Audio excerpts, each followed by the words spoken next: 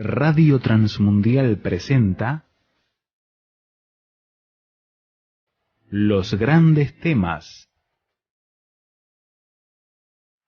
Un tiempo donde el pastor Salvador de Lutri nos lleva a pensar en la problemática más profunda del ser humano. Los grandes temas. Vamos a abrir nuestra Biblia en el Evangelio según San Juan, el capítulo 13. Capítulo 13. Vamos a recordar algunas cosas de por qué estamos leyendo este capítulo. Después de la Pascua de Resurrección, el Señor Jesucristo estuvo con sus discípulos durante 40 días hablándoles del reino de Dios, dice el libro de los Hechos de los Apóstoles. Hablar del reino de Dios es darle todas las bases reforzar las bases de la fe. Es marcarle los principios que Él ya les había enseñado. Y estamos tomando la última conversación, el último sermón de Jesús con sus discípulos en la última cena, lo estamos tomando para buscar en estos domingos, en cada uno de estos domingos, una de las cosas que Jesús enseñó y que quiso reforzar justamente en ese momento, que era el momento de la despedida. Por lo tanto, este sermón es muy importante, en primer lugar, porque es un sermón íntimo. Es para aquellos que están comprometidos con Jesucristo. Pero además es un sermón donde Jesús va a destacar aquellas cosas que son importantes en la vida cristiana. Él va a desgranar los temas más importantes de la vida espiritual. Y nosotros lo que vamos a hacer en estos domingos es detenernos en cada uno de esos temas. Hemos hablado el domingo pasado acerca del servicio y hoy seguimos con el tema siguiente que desarrolló Jesús. Así que abrimos la Biblia en el capítulo 13 del Evangelio según San Juan y vamos a comenzar en el versículo 21. Evangelio según San Juan, capítulo 13, versículo 21. Habiendo dicho Jesús esto, se conmovió en espíritu y declaró y dijo: de cierto os digo que uno de vosotros me va a entregar. Entonces los discípulos se miraban unos a otros, dudando de quién hablaba, y uno de sus discípulos, al cual Jesús amaba, estaba recostado al lado de Jesús. A este pues hizo seña Simón Pedro para que preguntase quién era aquel de quien hablaba. Él entonces, recostado cerca del pecho de Jesús, le dijo: Señor, ¿quién es? Respondió Jesús: a quien yo diere el pan mojado, aquel es. Y mojando el pan lo dio a Judas Iscariote, hijo de Simón, y después del bocado Satanás entró en él. Entonces Jesús le dijo: lo que vas a hacer, hazlo más pronto. Pero ninguno de los que estaban en la mesa entendió por qué le dijo esto. Porque algunos pensaban, puesto que Judas tenía la bolsa, que Jesús le decía: compra lo que necesitamos para la fiesta, o que diese a los pobres. Cuando él pues hubo tomado el bocado, luego salió y era ya de noche. Entonces, cuando hubo salido, dijo Jesús: ahora es glorificado el Hijo del Hombre y Dios es glorificado en él. Si Dios es glorificado en él, Dios también se glorificará en sí mismo y enseguida le glorificará. Hijitos, aún estaré con vosotros un poco, me buscaréis, pero como dije a los judíos, así os digo ahora a vosotros: a donde yo voy, vosotros no podéis ir. Un mandamiento nuevo os doy, que os améis unos a otros como yo os he amado, que también os améis unos a otros. En esto conocerán todos que sois mis discípulos, si tuvierais amor los unos con los otros. Hasta aquí nada más en la lectura de la palabra de Dios esta mañana.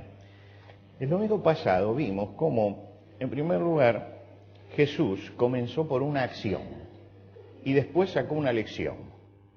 Es decir, comenzó lavando los pies de los discípulos. Esto fue una conmoción para los discípulos, no estaban acostumbrados a que esto sucediera, siempre era el siervo más bajo de la casa el que hacía este trabajo y esta vez lo hizo el maestro. Y Jesús, después de hacer esto, saca la lección y les dice: ¿sabéis lo que os he hecho? Vosotros me llamáis maestro y señor y decís bien porque lo soy. Es decir, yo no he perdido el estatus de lo que soy, yo no he perdido la dignidad de lo que soy. Porque si yo, el Señor y el Maestro, he lavado vuestros pies, vosotros también tenéis que tomar esta actitud. Me está diciendo que la actitud de servicio en ninguna medida menoscaba a las personas, sino que la actitud de servicio es algo que enaltece a la persona y es algo que el Señor enseña, que la meta del cristiano tiene que ser servir al prójimo. Es importante señalar estas metas en este tiempo donde en general nos acercamos a la fe buscando que nos sirva, que Dios nos... El Señor lo que enseñó fue que había que servir al prójimo. La cena continuó después de esto y continuó en forma normal hasta que Jesús hace caer una palabra en la mesa que turba a todos los que están allí. Esta es la segunda de las acciones que hace Jesús, de las cuales va a sacar una conclusión también. Y la palabra de Jesús es: les aseguro que uno de ustedes me va a traicionar. Ahora, estaban en una cena. Eran todos discípulos de Jesús, habían convivido 3 años, estaban en la intimidad. Y Jesús deja caer estas palabras: acá hay un traidor. Y uno se imagina en ese momento la incomodidad, la inquietud de todos, que rompió Jesús el clima ese de la cena. Lo rompió diciendo: miren que acá hay un traidor. Es terrible, ¿no? Pensar cómo se puede romper, con una palabra se puede romper un clima. Pero usted piense, en cualquier reunión familiar donde todos están gozando, alguien dice una palabra como esta e inmediatamente se corta el clima.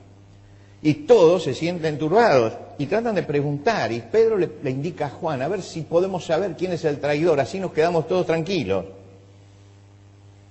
Y entonces Juan le pregunta a Jesús. Y se lo pregunta privadamente porque está al lado de Jesús. Y entonces Jesús toma un gesto, hace un gesto, y en ese gesto él está señalando al traidor. Pero es interesante que el gesto que usa Jesús entrega a este hombre, a Judas, el pan mojado. ¿Qué es esto del pan mojado? Se ponía una fuente en el medio de la mesa. El tenedor es un invento muy posterior a esto. No existía el tenedor, se usaba la mano para comer. Incluso los primeros tenedores fueron resistidos. Quiere decir que la gente metía la mano en esto. Y lo que hacían era tomar del bocado, armarlo y mojarlo dentro de la salsa. Quiere decir que allá arriba tenían la salsa y mojaban allí y comían. Pero se acostumbraba que el jefe de familia que estaba allí, cuando quería honrar a alguna persona, tomaba a él un bocado, lo mojaba y se lo entregaba. Esto se hacía con la visita. Esta era una muestra de afecto, era una muestra de distinción, era una forma de decir: estamos aquí honrados por su presencia. Era una manifestación de amor que se tenía para con el invitado. Y Jesús le acerca esto a Judas. Y Judas conoce la costumbre y conoce lo que significa esto. Significa que Jesús lo está distinguiendo en medio de todos y que le está honrando como persona y que le está mostrando su aprecio, porque en definitiva entregarle el pan mojado era mostrarle el aprecio del dueño de casa por esa persona. Y en ese momento Judas tiene que decidirse. Tiene que decidirse porque él está aceptando el pan mojado, lo está aceptando esa honra. Y tiene que decidirse si realmente él va a tomar el camino de traicionarlo o va a tomar el otro camino. Y dice: en ese momento tomó la decisión final. En ese momento se inclinó. Juan dice, y Satanás entró en él, ¿no? Es decir, todo lo negativo y todo lo malo emergió en ese momento, porque sin duda el traidor todavía estaba allí en la duda, ¿no? Como todos nosotros, cuyas decisiones tienen siempre, sobre todo las decisiones así grandes, tienen siempre un margen de duda. Pero en ese momento no, en ese momento se definió. Y entonces Jesús le dice: bueno, lo que vas a hacer, la decisión que vas a tomarla, hacelo pronto. Es decir, no te quedes en el terreno de la duda. Y Judas toma la decisión. Se levanta y se va. Entonces Jesús señala, bueno, ahora se muestra la gloria del Hijo del Hombre. Ahora empieza, se desata la máquina. Esta máquina, donde Judas es una pieza importante en la entrega, se desata justamente en este momento. Y ahora es cuando empieza esto. Sobre este hecho, Jesús va a articular la segunda de las enseñanzas.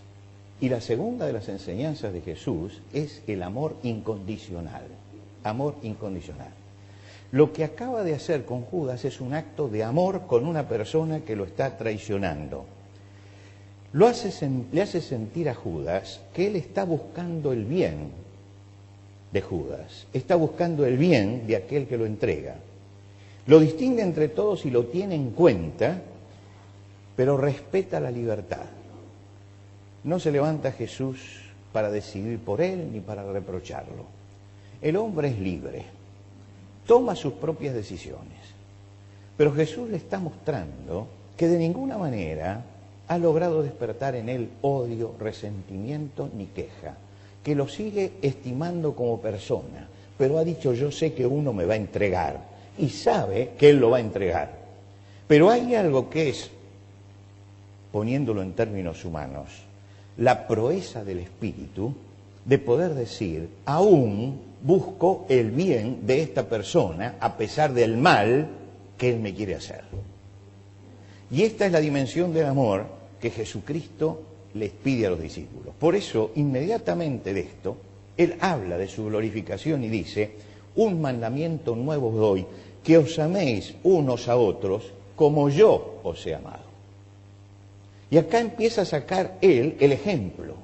Por el ejemplo que yo les he dado, que os améis unos a otros, en esto conocerán que sois mis discípulos, si van a tener un amor incondicional. Es decir, si el buscar el bien del otro no está condicionado por lo que el otro haga, sino está condicionado porque mi corazón quiere hacer el bien. Y esto que Jesús pide es muy difícil, porque es una proeza del Espíritu, pero ¿qué es lo que Jesús pide? Que el bien, que buscar hacer el bien al otro, que buscar hacer el bien al semejante, que es la forma práctica del amor, sea algo que surja constantemente en nosotros a pesar de lo que la otra persona esté haciendo conmigo. Jesús sabía que Judas lo entregaría. Y cuando alguien comete esto contra nosotros, la reacción primera del ser humano y la reacción natural es buscar el mal de esa persona. No lo vamos a decir. Pero en última instancia lo que buscamos es sacar del medio a esa persona, es ignorar a esa persona, es anular a esa persona. Jesús dice, no, muéstrale, dale el pan mojado.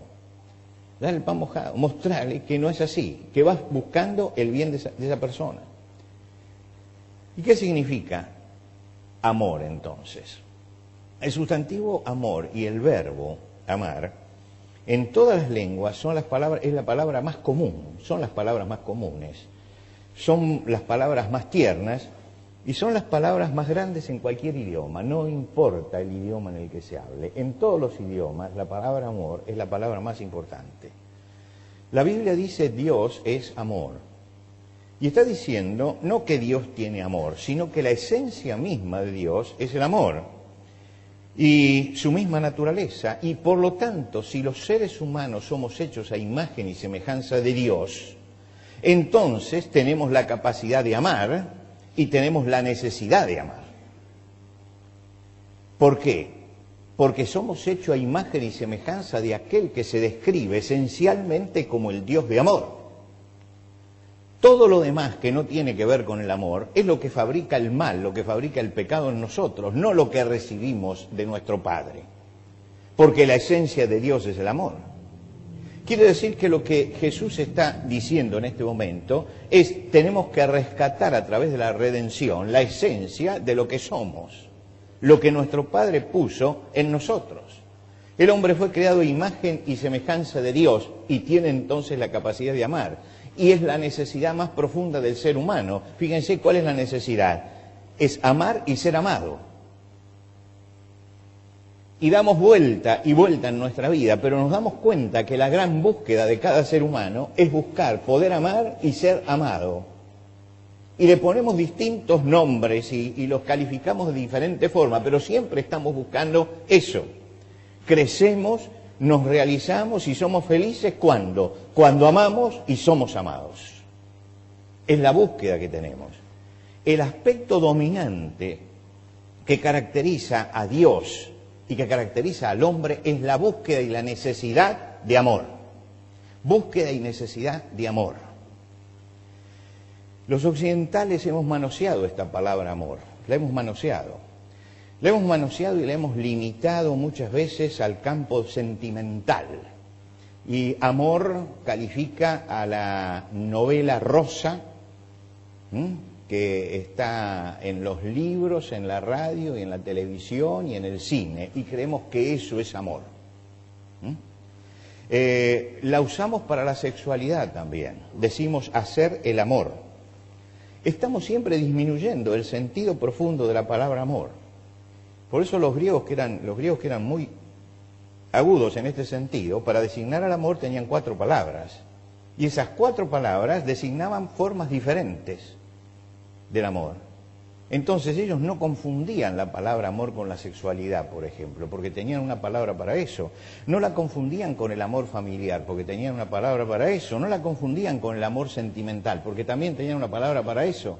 Y no la confundían con el amor supremo, porque tenían una palabra diferente. Nosotros hemos unido y metemos dentro de la palabra amor todas las cosas. Y realmente la palabra amor hay que rescatarla como Dios la marca, como la manifestación suprema de la búsqueda del bien del otro, la acción del bien del otro, no a través del sentimiento, porque no aparece como una experiencia emocional. Veo a la persona, me conmuevo, me emociono y entonces le tiendo la mano y lo ayudo. No es esto lo que aparece. Aparece como un acto deliberado. Amo no porque me aman, amo a pesar de lo que la otra persona es. Esto es lo que enseñó Jesús en ese momento. Yo le doy el pan mojado a Judas y lo amo a pesar de lo que él es. No porque él es así, sino a pesar, porque si yo buscara él a quién le voy a dar el pan por lo que es, seguramente el pan hubiera caído en las manos de Pedro o en las manos de Juan. Pero cae en las manos de Judas porque el Señor está mostrando que el amor tiene que ser un acto deliberado que pasa por la razón, que tiene que ser una conquista sobre nuestro propio corazón que se revela sobre esto, una proeza del Espíritu que se expresa prácticamente. Y es interesante que en medio de esta confusión tenemos que entender bien lo que significa la palabra amor. Sam King, que es un filósofo americano muy interesante, él continuó el pensamiento de Fromm sobre el amor. Él dice que el enamoramiento no es amor. El amor empieza cuando el enamoramiento se termina. Y yo sé que esto choca contra ciertos principios, pero tiene mucha razón. Dice, el enamoramiento no es amor. ¿Por qué? Porque el enamorado no ve los defectos de la persona. Entonces no puede amarla porque no la ve. No la ve. Él ve lo que no existe, porque ve toda perfección. Ve perfecciones y por eso se enamora. Pero hay un momento en que baja la realidad. Y baja la realidad de que la persona con la que se ha él enamorado no es perfecta, tiene defectos. Y ahí dice, empieza el amor. Cuando es capaz de seguir amando a pesar de lo que la persona es. Amarla como realmente es. Como realmente es. Él habla de el enamorado como una persona que pierde la capacidad crítica sobre la otra persona, que está embobado, para ponerlo, se volvió bobo, entonces no ve. Y él dice, eso no es amor, eso no es amor. El amor es cuando se ve con lucidez lo que la persona es, y cuando uno, sin embargo, la ama. Eso es lo importante. El amor ve los defectos, igual ama. Jesús ama a Judas sabiendo que lo va a entregar. Y le da el pan mojado sabiendo que lo va a entregar. Y es interesante, Jesús podía haberle dado el pan mojado y no decirle a los discípulos que lo iba a entregar. Y nos hubiera quedado eternamente la duda de si Jesús se había equivocado. Pero Jesús deja bien sentado, no, yo sé que uno me va a entregar y al que yo le dé el pan mojado, este es, acá está. Está diciendo, yo lo voy a honrar y lo voy a amar, a pesar de, inmediatamente baja Jesús y dice, este es el mandamiento nuevo que le doy, que ustedes amen como yo estoy amando. Como yo estoy amando. Sam King dice, aprendemos a amar no cuando encontramos a la persona perfecta, sino cuando llegamos a ver de manera perfecta a la persona imperfecta. No es un juego de palabras esto, ¿eh? Llegamos a amar no cuando encontramos la persona perfecta, sino cuando llegamos a ver de manera perfecta, cuando yo entiendo perfectamente que la persona que está al lado mío es imperfecta. Y entonces allí aparece el verdadero amor. El verdadero amor. ¿Por qué aparece el enamoradizo? Que hoy se enamora de una chica y mañana de otra y pasado de otra. Porque vive el emboamiento del enamoramiento. Y cuando llegó a la realidad, cuando bajó a la realidad, entonces la abandona. Él está obnubilado, no ve, no ve. Por eso el enamorado es lo que es, porque perdió la capacidad crítica frente a la persona que tiene delante. Cuando él recupera la capacidad crítica, ahí empieza a amar verdaderamente.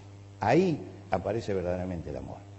Jesús muestra el amor por Judas sabiendo que lo está traicionando. Y sin embargo le ofrece el pan mojado. Le ve la imperfección, ve la pobreza espiritual, ve su necedad y ve su necesidad también. Pero respeta la libertad. No le reprocha, no lo agrede, muestra que quiere su bien. Y por eso Jesús dice que os améis unos a otros, como yo os he amado. Como yo os he amado. El amor personal de Jesús trasciende el problema personal para entender y buscar el bien de la persona no por lo que es, sino a pesar de lo que es. Él lo ama a pesar de lo que Judas es. Dentro de este contexto es que Jesús en el Sermón del Monte dice, amen a sus enemigos. Amen a sus enemigos. Uno dice, yo no puedo tener un sentimiento positivo hacia aquel que tiene un sentimiento negativo contra mí.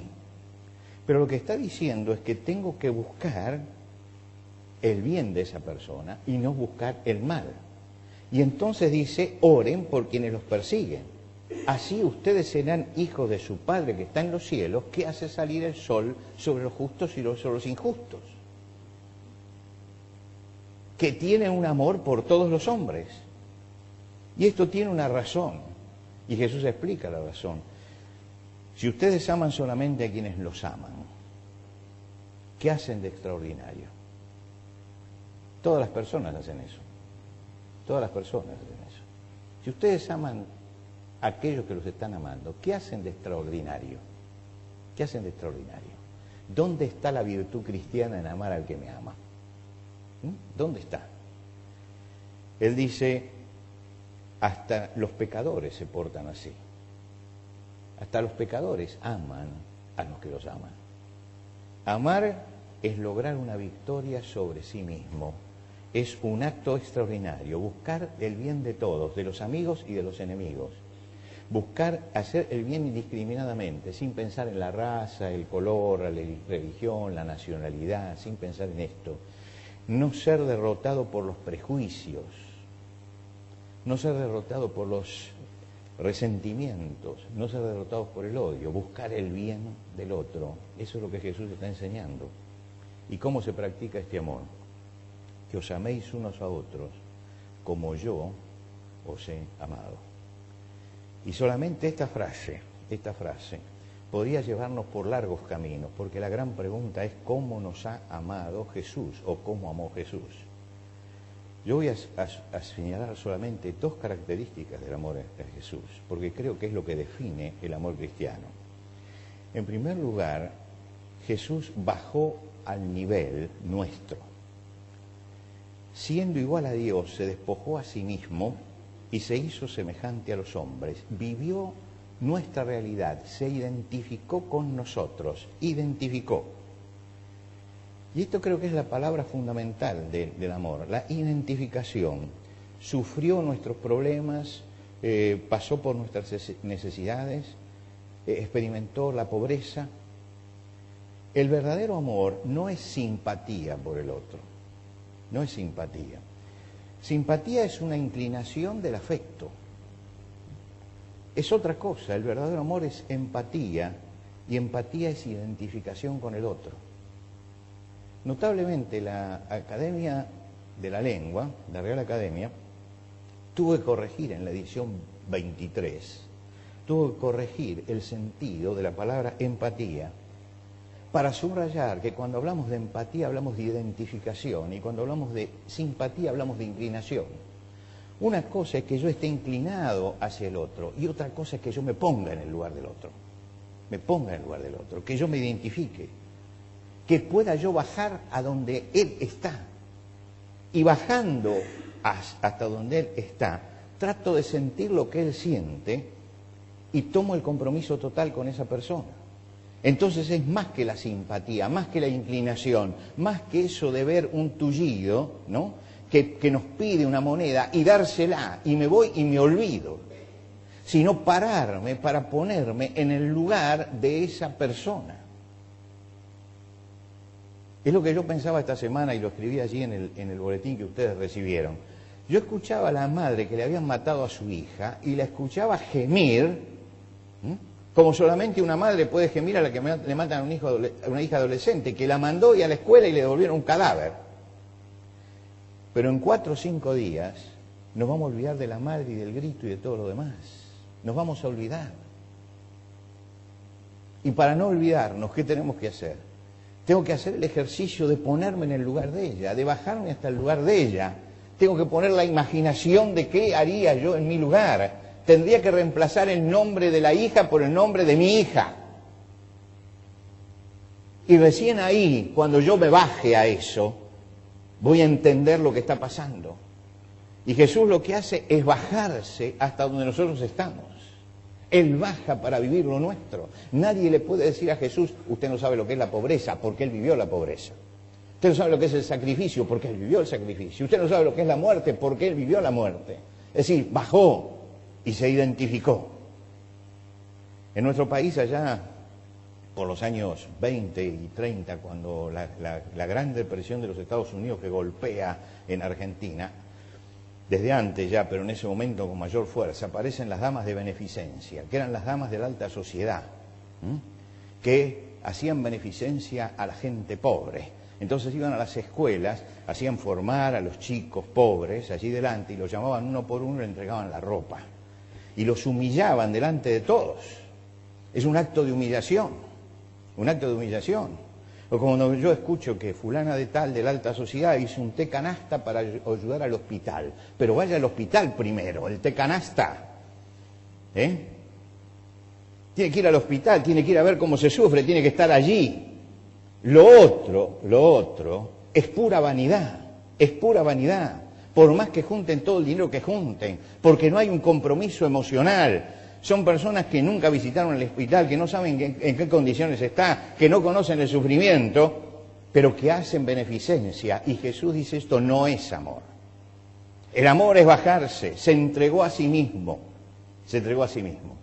Y yo creo que estas dos cosas es despojarse y entregarse a sí mismo, son las dos cosas fundamentales del amor. Jesús no entrega lo que le sobra, no entrega lo que no lo afecta. Él está dando de lo que tiene lo más valioso, que es su propia vida. Cuando nosotros damos como manifestación de amor al pobre lo que ya no usamos, estamos ayudando, pero el verdadero amor es cuando yo me despojo de aquello que yo amo, de aquello que es para mí realmente valioso, de eso que yo todavía necesito y lo comparto con el otro. Allí es cuando aparece el amor como Jesús lo marcó. A veces tenemos tremendas confusiones con esto, y no estoy queriendo decir que si a usted tiene ropa para dar, no la dé. Estoy diciendo, pero no crea que esto esto son los actos de amor que Jesús pide. Es mucho más que eso. Es mucho más que eso. Es muchísimo más que eso. La empatía de Jesús es lo que hace que se entregue a sí mismo. En el tiempo del profeta Isaías, Isaías era un profeta que tuvo que desnudar la realidad espiritual de su pueblo. La gente quería honrar a Dios y hacía ayunos y mortificaba el cuerpo y se privaba de alimentos. Y Dios habla por medio de Isaías a ese pueblo y dice, ¿no es más bien el ayuno que partas tu pan con el hambriento, que partas tu pan? Es decir, ese pan que vas a comer, que agarres la mitad y digas, voy a comer yo la mitad porque el otro necesita. ¿No es este el ayuno que uno necesita hacer? No el abstenerse totalmente, sino partir con el otro. Y a los pobres y a los errantes, albergarlos en tu casa. Que cuando veas al desnudo lo cubras y no te escondas de tu hermano o no dejes de socorrer a tu hermano. Es decir, Isaías contrapone la religiosidad exterior a lo que debe ser el verdadero amor. Porque es muy fácil ayunar y creer que estamos honrando a Dios.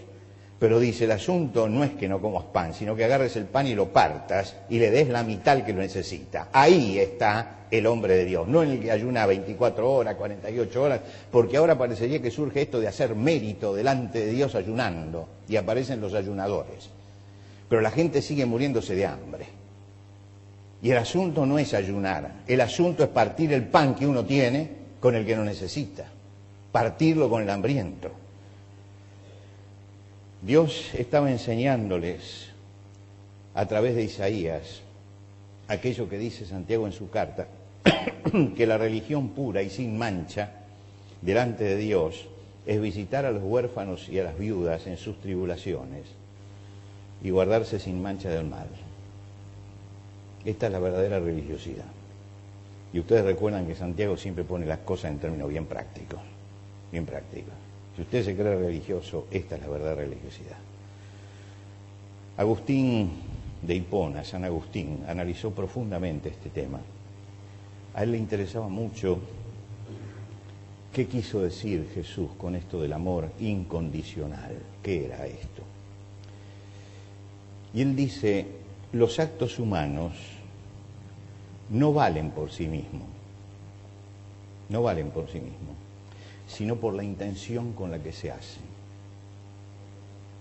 Los actos humanos no valen por sí mismos, sino la intención con la que se hacen. Y hace una comparación. Y él dice, ¿qué es lo mejor? ¿Que te castiguen o que hablen bien de ti? Indudablemente, dice, lo mejor no es que me castiguen, sino que hablen bien de mí. Y él dice, un padre riguroso castiga a su hijo. Y el mercader de esclavos, para venderlo, dice maravillas del esclavo. Dice maravillas. Lo que califica a la acción, a lo que están haciendo, no es lo que hacen, sino la intención que tienen. Porque el padre riguroso castiga porque ama. Y el vendedor de esclavos adula porque vende. Vende.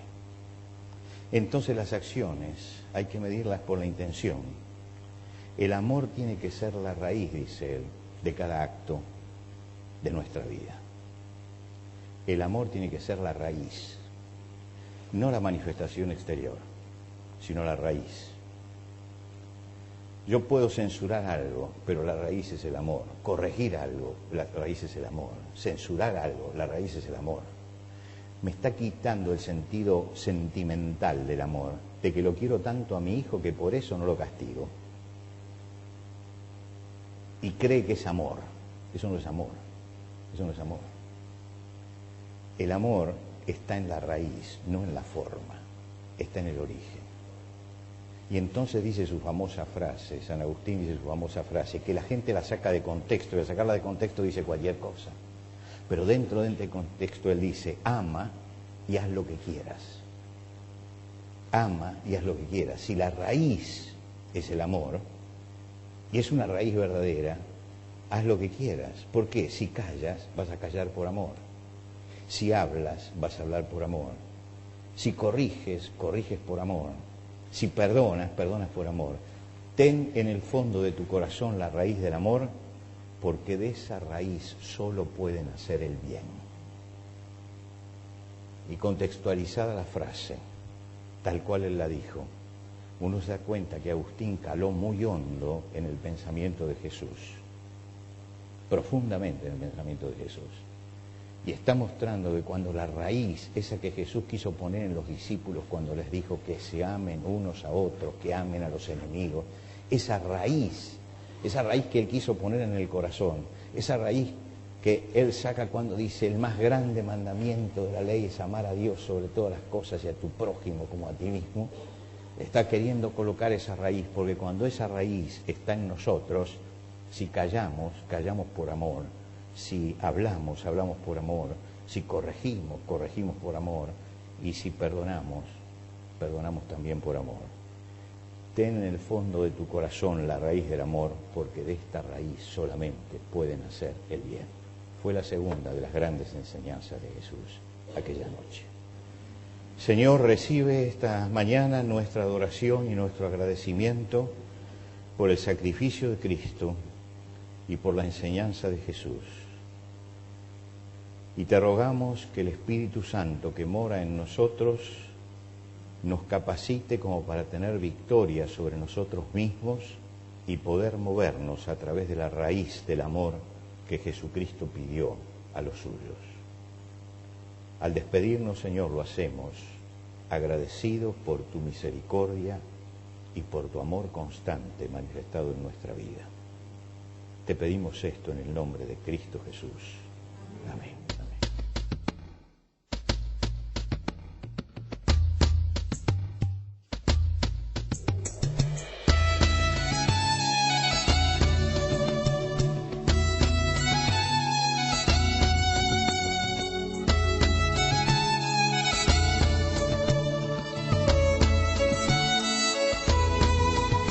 Antes de finalizar los grandes temas del día de hoy, les queremos dar los canales de comunicación donde usted puede entrar en contacto con el pastor Salvador de Lutri.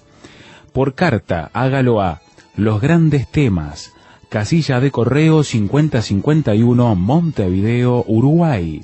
Los Grandes Temas, casilla de correo 5051, Montevideo, Uruguay. Y el correo electrónico, losgrandestemas@transmundial.org.